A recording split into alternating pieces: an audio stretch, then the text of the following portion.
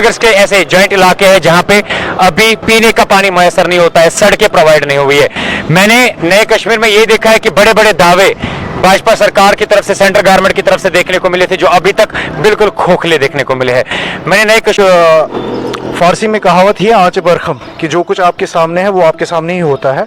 तो उस हिसाब से आप खुद मवाजना कर सकते हैं कि डेवलपमेंट होगी, नौकरियां होगी और वो काम होगी, मगर वो नज़र नहीं आ रहा है। अगर हम ग्राउंड जो में देखेंगे वो नौकरियां कहीं पर नज़र नहीं आ रहे हैं। बीजेपी 5 अगस्त 2019, शायद इस तारीख को कश्मीर का बच्चा बच्चा नहीं भूल सकता।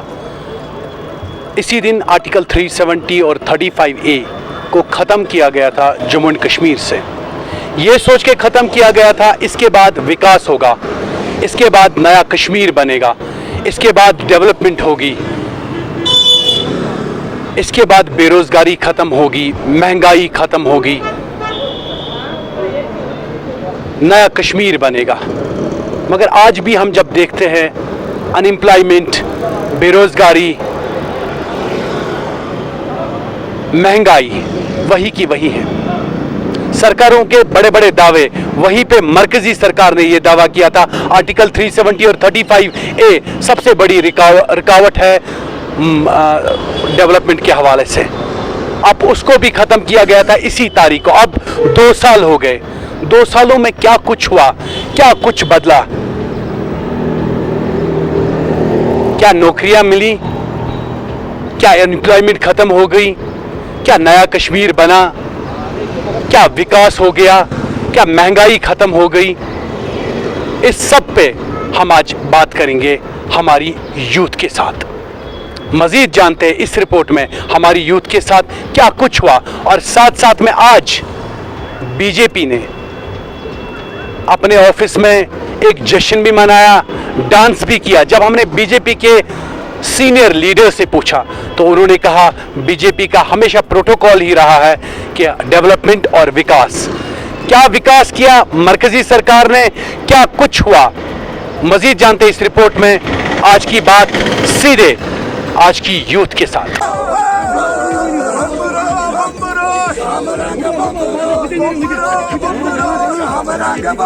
सबसे पहले अपना नाम बताएं। My self Hussain. देखिए, इसके बारे में एक फारसी में कहावत है आंच बरखम कि जो कुछ आपके सामने है वो आपके सामने ही होता है। तो उस हिसाब से आप खुद मवाजना कर सकते हैं कि जो हालात यहाँ पे दफ़ा 370 टूटने से पहले थी और आज के दौर में आप जो देख रहे हैं उसमें आप कोविड को एक हालात बना के ये कहें कि उसकी वजह से ये हुआ, नहीं हुआ। क्योंकि बाकी रियासतें भी हैं जो पूरे हिंदुस्तान में है और वहाँ पे जिस तरीके से एम्प्लॉयमेंट जनरेशन हो रहा है यहाँ तो वो डिप ही होता गया। और दूसरे साइड से जो हमारे सन्नतकार है या जो हमारे बिजनेसमैन्स हैं तो उनका जो कारोबार है वो किस तरीके से पूरे तरीके से डूब गया। और जो इमेंसिपेशन की बात की जाती थी कि शायद एक बड़ा दरीचा खोला जाएगा और जो बाहर से इन्वेस्टमेंट आएगी। देखिए, प्राइम मिनिस्टर साहब ने भी यहाँ पे इन्वेस्टमेंट के लिए बहुत सारे लोगों को कहा था और जिसके ऊपर रिलायंस फाउंडेशन के अंबानी साहब ने भी कहा था कि वो आएंगे, लेकिन वो सारी इन्वेस्टमेंट आखिर गई तो कहाँ गई? तो ऑन ग्रास रूट लेवल हम कुछ नहीं देख रहे हैं, लोग परेशान हैं। और ब्यूरोक्रेसी की जब आप बात करें तो कोई जूं से तू नहीं हो रहा है, लोगों के मसाइल बहुत ज़्यादा है जिनकी वजह से आज के लोग बहुत ही ज़्यादा परेशान हैं एज़ कम्पेयर टू जो आप कह रहे हैं कि आर्टिकल 370 से पहले हालात थी। तो उसके मुकाबले में बहुत ही ज़्यादा यहाँ पे हालात ख़राब हुई है। इकोनॉमिकली जो वीकर सेक्शंस हैं तो उनकी कमर ही तोड़ दी गई है, जिसकी वजह से आज वो खुद के लिए दो निवाला जो है वो नहीं कमा पा रहे हैं। So this is the reality जो ग्राउंड पे है। देखिए, ये डिसीजन ऐसा ही है कि अगर आपसे बिना बताए आपको कहा जाए कि आपको कहीं पे शादी करनी है और शादी के मंडप में आपको बिठाया जाए, so this is the reality. ये आप मेटाफर देख सकते हैं कि आपको बंद किया गया और आपके बाद उसको कहा गया कि आपके जितने भी राइट्स हैं, आपके जितने भी हकूक़ हैं वो आपसे छीन लिए जाते हैं। तो दिस कॉन्स्टिट्यूशनल राइट जो था, ये प्रोविजन जो था, it was enshrined with in the constitution of India. ये कोई एलियन कानून नहीं था, मार्शियन कानून नहीं था, अमेरिकन कानून नहीं था। It was enshrined with in the constitution of India. बगैर लोगों की सहमति के आपने इसको इस तरीके से एक हिसाब से नलिफाई कर दिया। सो इट्स अनडेमोक्रेटिक और लोग खुश नहीं है इससे। भाजपा ने आज डांस किया, नाचा, देखिए हर किसी की अपनी अपनी एक सोच होती है, अपना विचार होता है, and they are having that kind of mental setup. पिछले 70 सालों से उनका यही मामला था कि किस तरीके से करें। So eventually they will be celebrating.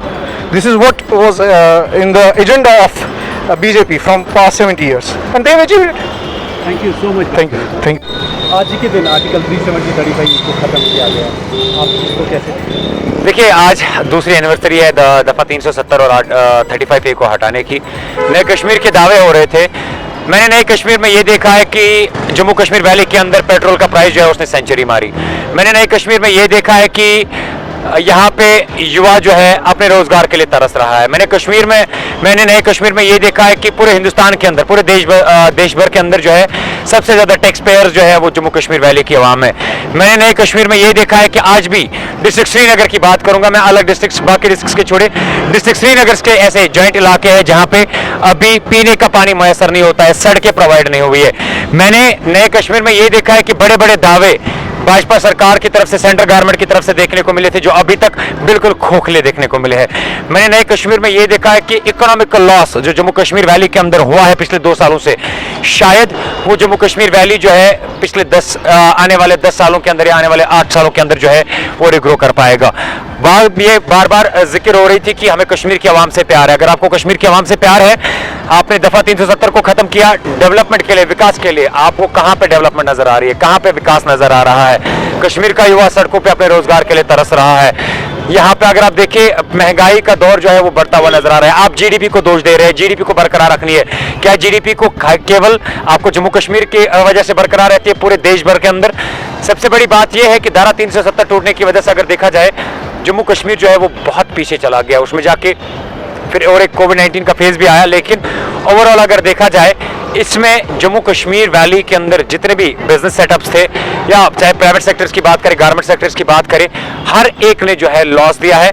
अभी हमें एक्सपेक्टेशंस की अगर आप बात करोगे, सबसे पहली बात याद होगा आपको कि आर्टिकल 370 एब्रोगेट करने के टाइम पे जो है कहा गया था कि स्टेटहुड को जो है वापस किया जाएगा। जैसे मैं अभी आप लोगों के माध्यम से बीजेपी के लीडर्स जो है, सीनियर लीडर्स है, उनकी मैं ये इंटरव्यू सुन रहा था। वो कह रहे कि कश्मीर के अंदर जो है जी सब कुछ ठीक है, अब कश्मीर जो है पूरा अमन मामूल पे है, कश्मीर के अंदर पीस है, कश्मीर के अंदर जो है कश्मीर का युवा खुश है। अगर कश्मीर का युवा खुश है तो स्टेटहुड को अभी तक बहाल क्यों नहीं किया, जो आपने ऑन द फ्लोर प्रॉमिस किया था?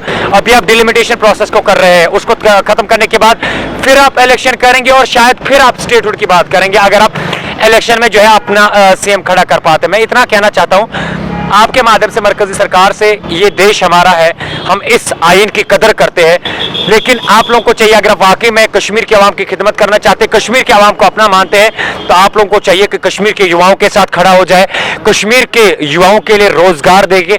आपने कहा कि हमने 50,000 नौकरियां देंगे, 10 लाख 8 लाख युवाओं जो है डिग्रियां करके कश्मीर वैली के अंदर बैठे हैं। 50,000 नौकरियों में अगर देखेंगे क्लास 4th पोस्ट आपने निकाले, एक पीएचडी होल्डर या नेट क्वालिफायर जो पर मजबूर होता है उस 4th क्लास पोस्ट के लिए अप्लाई करने में, क्योंकि उसके पास कोई और ऑप्शन नहीं है। सो दिस इज व्हाट जो हमें नई कश्मीर के माध्यम से मिला है। उम्मीद करते हैं कि आने वाले वक्त में जो है कश्मीर के युवाओं के लिए रोजगार देखने को मिलेगा, कश्मीर के अवाम के लिए जो है कश्मीर में अमन भाईचारा जो है बरकरार है। और साथ ही साथ में हम गुजारिश करते हैं आप लोगों के माध्यम से, यहाँ के एलजी सरकार से, साथ ही साथ सेंट्रल गवर्नमेंट से, आप बड़े बड़े दावे करते हैं। आप देखिए हर रोज हम देखते हैं आप लोगों के माध्यम से कि ये कश्मीर का युवा, हमारे बहनें, हमारे भाई जो है अपने राइट्स के लिए हक जो है प्रोटेस्ट करते हुए नजर आए हैं। तो हम ये कह सकते हैं कि ओवरऑल अगर देखा जाए जिस डेवलपमेंट विकास की बात हो रही थी वो केवल इनके अपने मीडिया चैनल्स पे देखने को मिल रहा था, अपने अपने जो इनके अपने मीडिया ऑर्गेनाइजेशन है